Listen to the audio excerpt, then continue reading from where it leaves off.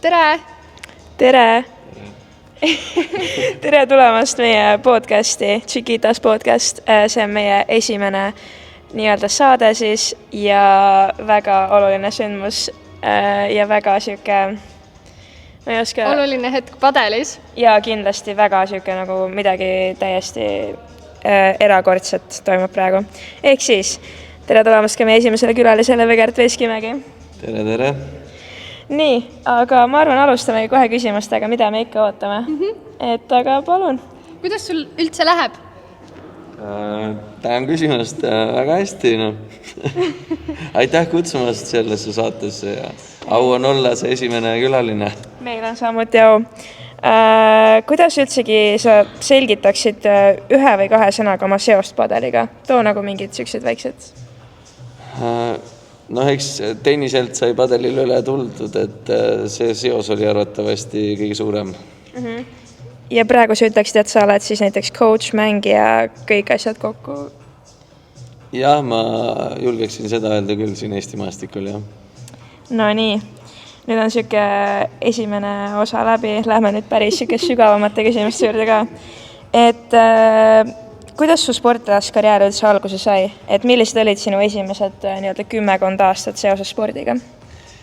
Ma alustasin tennisega umbes 8-aastaselt ja ma läksin siis 14-aastaselt Hispaaniasse ja jätkasin seal suure tahtega jõuda siis tippu selle spordis ja 19-aastaselt tegin selle valiku, kus ma tegelikult läksin Ameerika ülikooli tennisega siis ja seal hakkas vaikselt selline, tennis tahaplaanile jääma.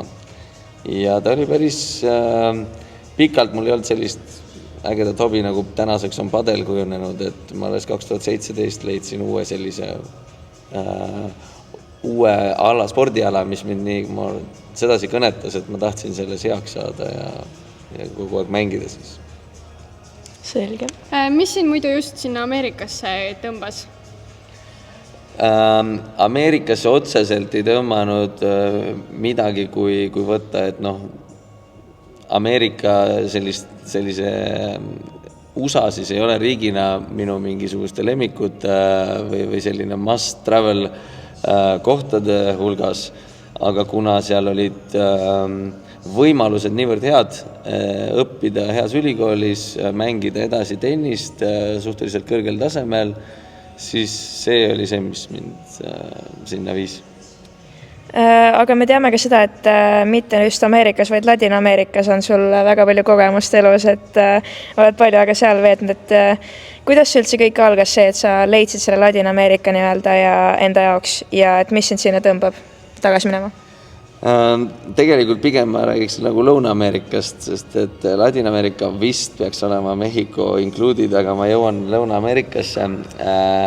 Alguses mul oli USAs hästi palju tiimikaaslasid, tennisetiimikaaslasi Lõuna-Ameerikast, Brasiiliast eriti ja ühe korra läksin neile 2010 aastal külla, siis mulle juba hakkasid meeldima, kogu see nende mentaliteet, kogu see selline nende sära, ehedus, originaalsus, selline, nad olid hästi õnnelikud inimesed.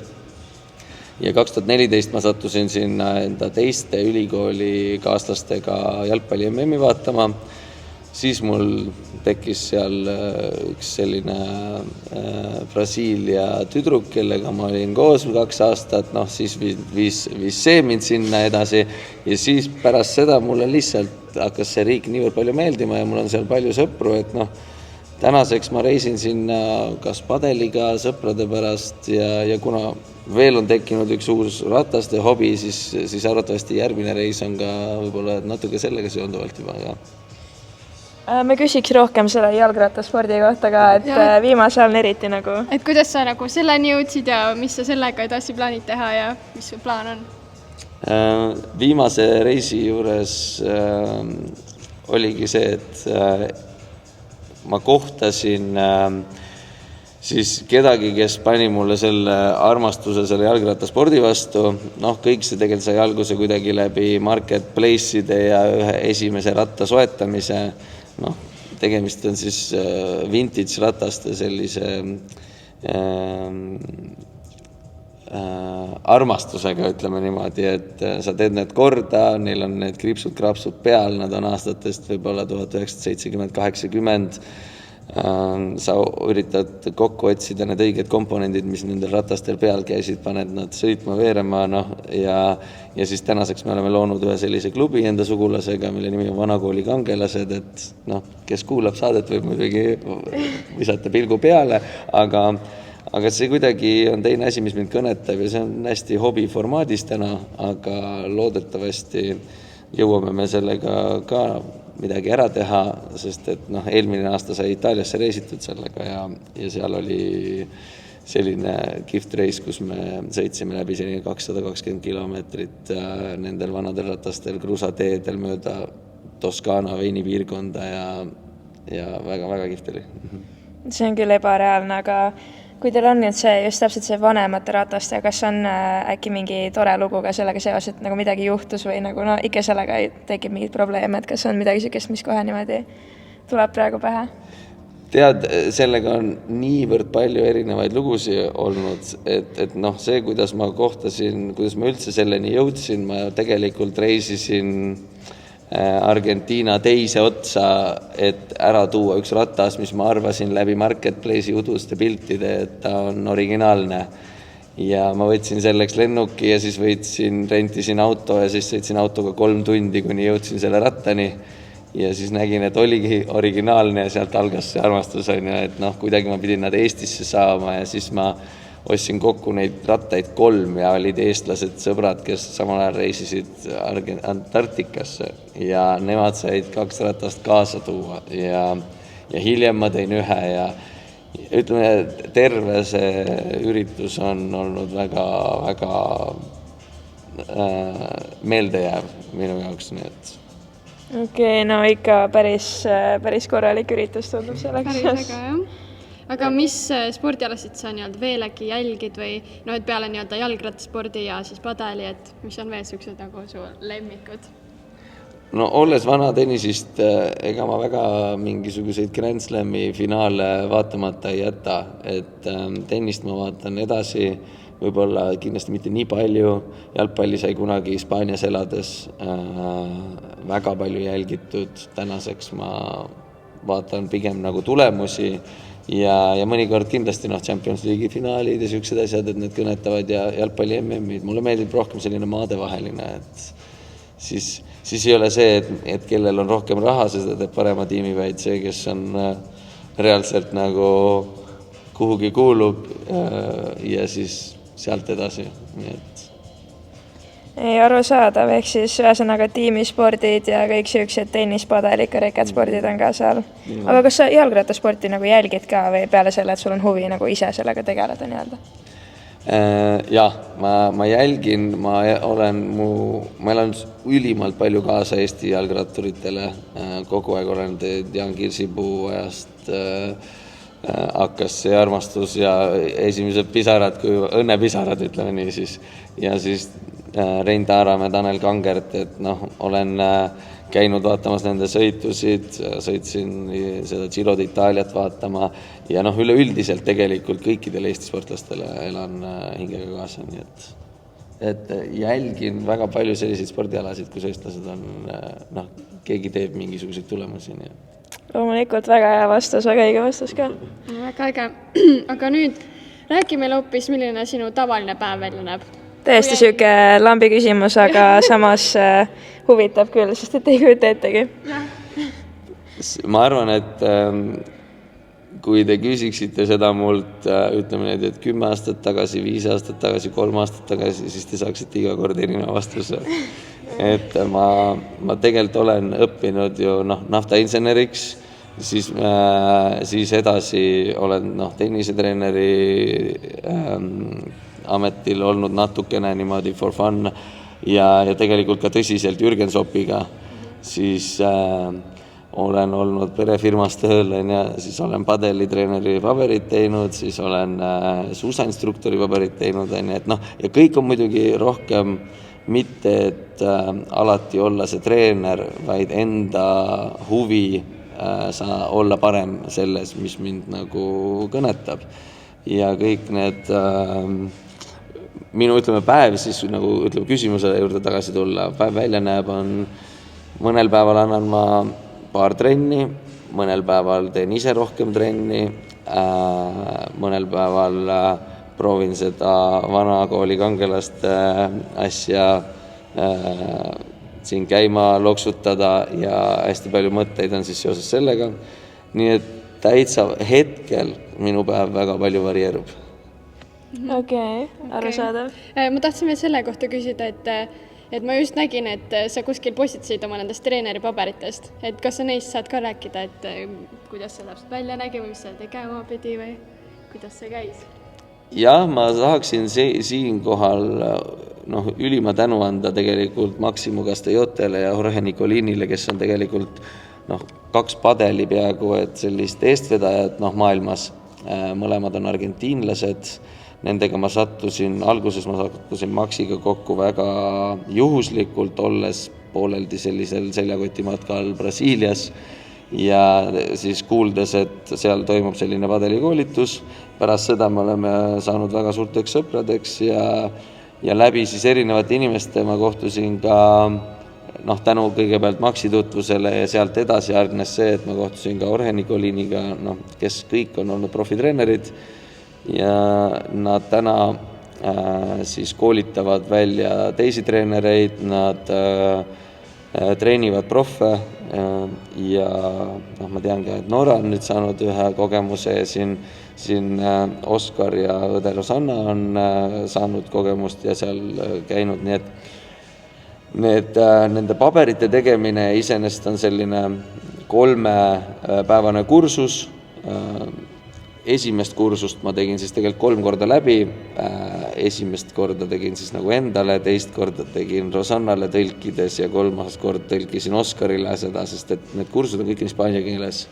Hispaania, kuna ma jällegist varem seal siis üles kasvasin, siis mulle ja täna on padel põhimõtteliselt endiselt selline 90% hispaaniakeelne spordiala ja teadmised, siis mulle on see olnud siiamaani väga sobilik ja palju teadmisi on tänu sellele ma olen ette võtnud ka arvatavasti need treeneri paberid ja mitte ainult, aga huvi on kõigepealt muidugi.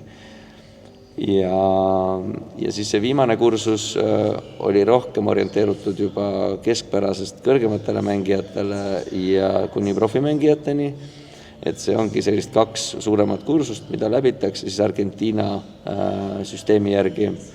Nii et siin edasine huvi ongi natukene hakata tegelema selline meie siis Eesti piirkonnas selline A-klassi taseme mängijatega, nii et kui neil on huvi, siis ilmselgelt võivad kirjutada ja tahaks midagi sellist kokku panna.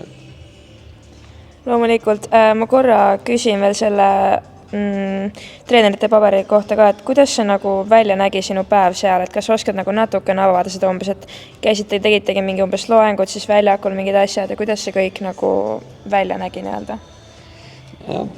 Nii see tegelikult oligi, et 8-tunnine päev, 3 päeva järjest, esimesed 2 päeva on selline teooria, väljakule minek, praktiseerime seda siis, mida me ennem läbi rääkisime ja niimoodi selline 3 korda päeva jooksul, teisel päeval samamoodi ja 3. päeval on siis väiksed sellised kas eksamid või et kõik õpilased või kõik, kes seda siis osavõtjad, kursust osavõtjad, nad kõik peavad läbi viima siis treeningu kõigile nendele võib-olla 8 või 10 inimesele, kes seal koos on.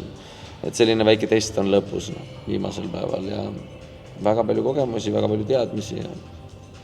Kas sa oled ainuke, kellel on Eestis nii-öelda level 2 padeli treeneri paberid? Ma julgen arvata, selles mõttes ma ei tea kedagi teist, kes selle teinud on läbi. Ma tean, et vist Oskar ja Rosanna on level 1 teinud läbi ja see on siis Argentiina padeli assotsiatsiooni süsteemi järgi on need paberid. Et täna võib-olla kõige sellised varem üldse padeli treenerid koolitama asunud maa ongi Argentiina väga paljud argentiinlased kolisid edasi Hispaaniasse ja sealt tegelikult tänaseks on ka Hispaanial väga hea padeli koolitamissüsteem, aga need 2 maad on teistelt ikkagi väga pikalt eest ära tänaseks. Mis võib-olla spordile kui üleüldisele ei ole võib-olla nii hea, et ainult 2 maad on seda nii hästi mängimas, aga loodetavasti see siis on muutumas ka aegadega siin. Loodetavasti Eestis hakkab ka kunagi äkki midagi toimuma selles mõttes, et jõuab kuskile samale nii-öelda, ma ei oska ennast või kuskile nagu lähedale. Jaa, et hakkaks konkurentsi pakkuma. Aga ma arvan, et nüüd oleks aeg selleks speedrunniks, mis me otsustasime teha siia vahele. Nii, siuke fun part nii-öelda. Ja siuksed kiired küsimused lihtsalt. Alustame sellega, et mis on su parim võit? Padelis. Padelis, jah. Tennis ei loe praegu. Okay. Ma arvan, et Eesti meistrivõistluste võit Hendrikuga, sest et me koos ei olnud mänginud seda veel ja tulla meistriks sellel ajal oli päris hea tunne. Ega sul juhuslikult ei ole seis meeles? 6-4 oli finaal Lutteri ja Aurise vastu. Okei, aus. Aga poolfinaal oli 3 setis Siimu ja kas Armandi vastu vist. Okei, no ma küsin sellepärast, kuna mul kunagi personaalselt mitte midagi ei jää meelde, seega ma mõtlesin, et äkki sul juhuslikult jäi. No nii. Mis on su kõige valusaim kaotus? Ma arvan, et ma üritasin hoida mingisugust clean strike'i kuni eelmise aastani. Eelmine aasta tuli paar valusat kaotust, et ma olin nagu 15 turnat olnud top 3 või jõudnud nagu medali kohale ja siis see esimene valus kaotus, kus me vist kaotasime Markusega Marekule ja Henrikule. Et see oli võib-olla kõige selline raskesti seeditavam. Siis me saame 4. koha. Okei. Nüüd selline, et siis mis su lemmiklöök on? Ma usun, et seda on väga raske välja tuua, aga ikka alati inimesel on mingi specialty nii-öelda, mis tal on nagu. Jaa, trademark. Ma arvan, et lopp võib-olla isegi. See on tegelikult räigelt hea vastus, sest et see on nii oluline löök ja nagu see on väga underrated minu arust ka, nagu keegi väga ei räägi sellest niimoodi, aga... Jaa, ma arvan, et see on päris hea tunne, kui see pall sealt sentimeetrine seina maha põrkab. Täpselt. No, ja mis on su nii-öelda sinu jaoks kõige tüütum osa padelist? Kas sellel on tüütus? Ma olen viimasel ajal need tüütud osad kuidagi enda jaoks mõtestanud kui selliseks challenge'iks ümber. Et võib-olla ma täna ei oskagi välja tuua sellist tüütud osa, et need asjad, mis on rasked, need on nagu pigem sellised challenging ja ma isegi praegu ei tulegi midagi niimoodi meelde, et see on selline, isegi naudid nagu selles paremaks saamist. Okei, no see on küll väga hea mindset. Aga kas tuleme veits Eesti padeli poole rohkem ka natuke mõndade küsimustega? Jaa. Palun, küta. Kuidas sa näed üldse Eesti padelit praegu? Et kuidas see nagu areng on kõik ja et nagu võrreldeski näiteks Hispaania padeliga oletame? Eesti padel on siin, mis meil on 7 aastat vist umbes esimesest väljakutest ja kindlasti kogu aeg oleme arenenud selles. Ma arvan, et ülisuure töö on ära teinud Siim Tuussus, kes on siin olnud nii Padel Plussis eesotsas juba algusest saati ja samuti on ta ju föderatsiooni käima saanud või Padeli liidu käima aidanud, et seal on muidugi ka liidus palju teisi inimesi, aga just võib-olla et üks, kellega mina lähemalt kokku puutun ja olen näinud, et kui palju ta sinna paneb sellist efforti ja jõudu ja väsimatu tüüp ja selles mõttes padel on kõvasti kasvanud, et ma arvan, et kuhu ma näeksin, et mis võiks muutuda, et nüüd ongi aeg võib-olla, et hakkaks kasvama ka selline noorte mängijate pool padelist, sest et täna on hästi palju, ma arvan, keskendunud klubid sellele, et täita väljakud ja harrastajaid on tekkinud palju, aga just, et võiks nagu hakata tekkima häid mängijaid Eestis ka noortes ja selliseid väljareisimisi. Arusaadav. Okei, pidime Eesti padali juurde tulema, aga liigume välja uuesti tagasi. Et kas sa oskad välja tuua mingit lemmik experience'i nii-öelda, mis sul on Eestist väljas olnud padaliga seoses? Ma arvan, et noh, ma ei saa underrate ida tutvusi Jorge ja Maxiga, et ma arvan, et see on olnud tänu neile, miks ma olen padelis võib-olla saanud niivõrd teadlikuks, kui ma täna olen. Palju on muidugi õppida, aga kui võtta mingi mäng aluseks, siis ma arvan, 2 asja tulevad, et me eelmine aasta Oskariga osalesime selle World Padel Touril, et see oli selline tore kogemus ja sugugi mitte selline halb mäng, tegelikult kaotus seal väga noortele hispaanlastele, tugevatele, 6-2, 6-4 oli päris hea sooritus tegelikult. Et võita oli võib-olla seal natuke isegi raske üldse. Aga siis Buenos Aireses ma mängisin selle A1 padel turniiri ja seal me kvalifikatsioonis mängisime ühe noore argentiinlasega päris tugeva paari vastu ja võitsime seti, et see oli niimoodi, et sett palli pealt võidetud sett, ma arvan, et ma mängisin perfektse mängu tegelikult ja ma olin nii üllatunud, et ma selliste Argentiina esimese kategooria mängijate vastu niivõrd tasavägise mängu tegin, et isegi ütleme niimoodi, et oleks rohkem usku olnud endasse. Ma natukene nägin neid liiga, kuna ma treenisin üks grupp madalamal nendest, siis ma nägin neid natukene tugevatena ja kui jõudsid otsustavasse setti, siis ma olin nagu kuidagi, ma olin natukene vist õnnelik, et ma nii kaugele või nii hästi olin mänginud. Et sinna taha see läks, ma arvan ka natuke.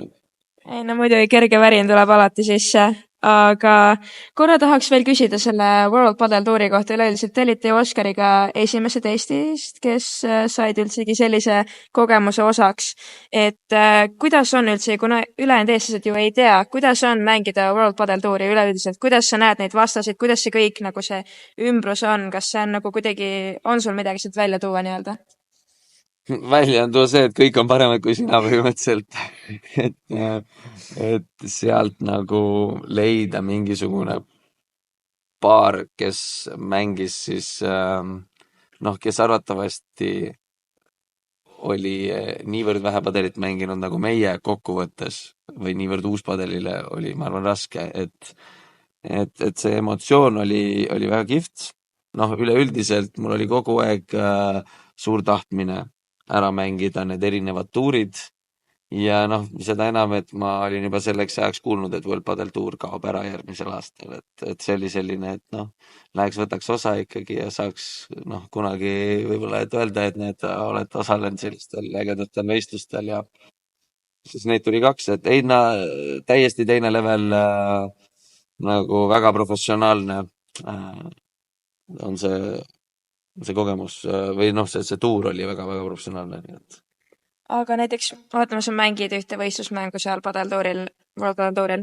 Kas sa nagu tunned mängu ajal kogu aeg, et sul on nagu surve peal või kuidagi, et nad lihtsalt nagu nad ei lase sul nagu rahulikult olla või kuidas see nagu vastaste mõttes see mäng välja näeb, et oletame, et sa ei saa ju lihtsalt nagu rahulikult mängida, vaid nad kogu aeg survestavad, sa tunned kogu aeg, et sul on nagu nii-öelda pinge peal või ma ei tea, kas sa oskad seda nagu nii-öelda kogemust selgitada? Tegelikult, mis ma tundsin, meile anti Oskariga päris kindel taktika, kuna me saime 3 nädalat treenida Maxi juures, et kuidas mängida nende vastaste vastu. Ja taktikaliselt, ma arvan, niivõrd palju, kui me oskasime, me hoidsime sellest nii hästi kinni, tegelikult, et see üks sett, mis oli 6-4, see oli ühe breigiga ja seal oli 2 otsustavat punkti, üks nende servist, üks meie servist, meie servist läks ära ja me ei saanud kätte. Aga nad eksisid päris palju ja iga kord, kui ma võib-olla alguses, kui ma alustasin padelit kunagi, siis ma mõtlesin, et kui ma eksisin, et nad kehvasti mängid. Tänaseks ma tunnen, et kui ma eksin, siis tihtipeale paneb vastane mind kehvasti, nagu kehvasse olukordadesse, ehk et vastane mängib targalt. Ja ma tundsin, et seal meie suutsime niivõrd hästi enda taktikast kinni pidada, me panime nemad eksima. Et kui meie oleks vale taktikaga mänginud, siis ma oleks tundnud täpselt seda suurt pressure'it, ma arvan, nemad oleksid meid nagu nurka surunud ja seal ei oleks nagu hingamisruumi väga olnud. Aga ma arvan, et me suht hästi saime sellega hakkama. Ja väga tore, see on tõesti nii lahe, et te saite sellise experience ja nii hästi seda siis võtsite sellest nii-öelda kinni ja mängisite nii hästi. Aga räägi oma tulevikuplaanidest padeliga. Tulevikuplaanid on sellised, et nagu ma ennem natukene mainisin, et tahaks siis treenida sellise Eesti paremikku hea meelega, selliseid A-klassi mängijaid. See ei pea olema seal 3-4 inimest, et see võiks olla selline suurem grupp.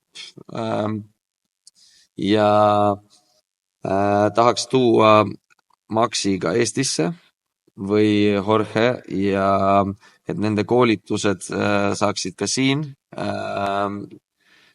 Siis ütleme nii, et siinsed treenerid saaksid osa nende koolitustest ja targemaks selles spordis, sest et tegelikult tennis on täitsa teine spordiala ja meie paremad tennisistid, kes on padeli peal üle tulnud, et seal on, kui sa ühe reisi käid Hispaanias ära ja ma arvan, et Noora võib seda ka tänaseks juba nagu öelda, siis sa saad aru, kuivõrd teine mäng on tegelikult padel, et seal on nii palju nüansse, mida me ei oska ette kujutada, mis me arvame, et nagu näeme, lüüa oskame pallile pihta, aga on, ma ei tea, miljoneid tennisemängijaid, kes oskavad väga hästi pallile pihta lüüa ja nad võivad padeliväljakul väga hästi seda ka teha, aga lõpuks, et sa mängiksid taktikaliselt õigesti,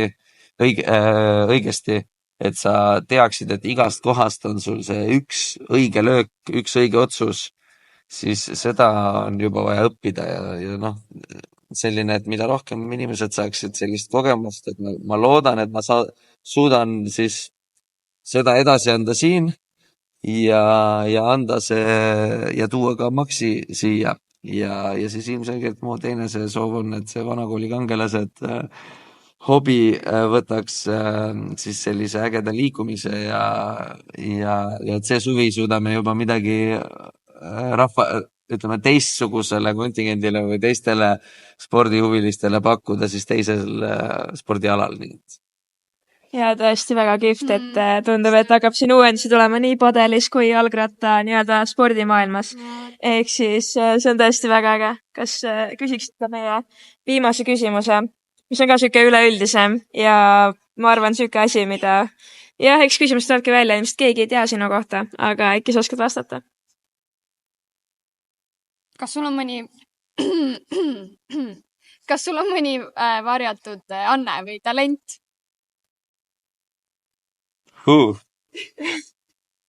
Ma ise olen arvanud, et mu varjatud talent on töökus. See ei pruugi peegelduda niivõrd palju, aga väljakul või mujal, suur tahtejõud mul on igal juhul. Nii et võib-olla see. See on väga aus vastus, kuna ma ootasin midagi sellist, et umbes, et oskad jalgadega mingit instrumenti mängida või midagi sellist. Või et oskad kõrvu liigutada. Ja midagi siukest, aga töökus, see on ju ilmselgelt kõige parem talent, mis üldse olla saab. Kõrvu oskad liigutada, by the way. No vot, näed, siin on teine ka veel, ehk ma arvan et see töökus ka, et nüüd ei ole enam varjatud talent, vaid nüüd me kõik teame, kui töökas on Vegert Veskimägi ja tegelikult me teadsime varem. See on ka töökus, see läheb sinna alla. Okei. Aga ma arvan, et siin me praegu lõpetame meie toreda vestluse. Me väga täname sind, Vegert, et sa tulid meid siia niimoodi debüüdil. Tulid meiega siia rääkima. Eks väga tore oli saada nii palju uut informatsiooni ja palju edu ka meie poolt sinule, sinu tulevastes tegemistes. Aitäh teile ka. Ciao. Ciao.